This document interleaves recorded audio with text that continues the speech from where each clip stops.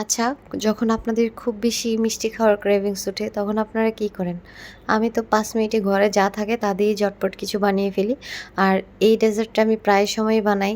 একদম কোনো পাতিল-পুতুলের ঝামেলা থাকে না, কোনো আগুনের ঝামেলা থাকে না, ঝটপট হয়ে যায়।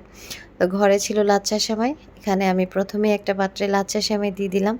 তার মধ্যে আমি পরিমাণ মতো চিনি দিয়ে দিলাম। যে যতটুকু চিনি খায় সেই আন্দাজ করে।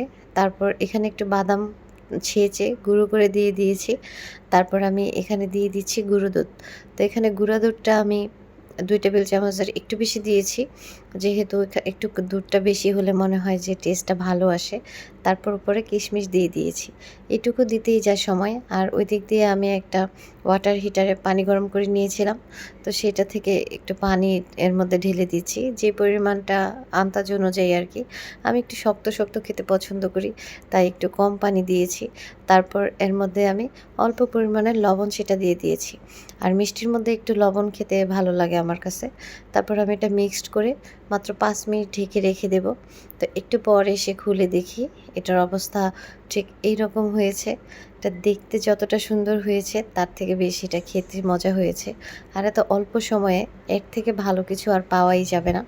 তো কেমন লেগেছে আমার এই ডেজার্টের রেসিপিটা অবশ্যই কমেন্ট করে জানাবেন।